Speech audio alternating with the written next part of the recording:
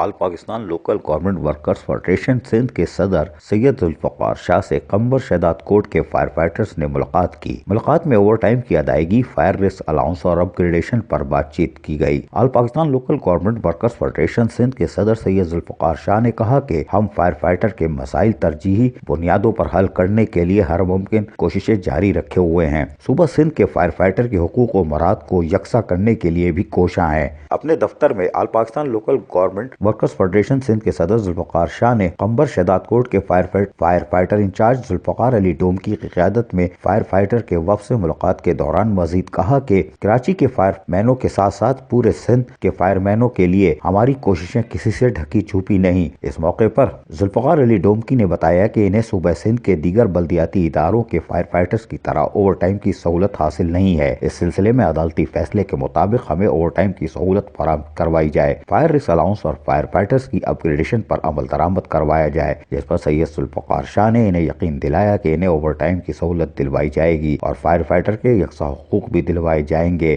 اور all Pakistan local government worker federation نے پورے پاکستان کی سطح پر بلدیاتی ملازمین کے ہر شعبے کے ایک ملازمین کی مراد کے لیے آواز بلند کی ہوئی ہے۔ عزیز عارف، KBS بلدیاتی نیوز، کراچی۔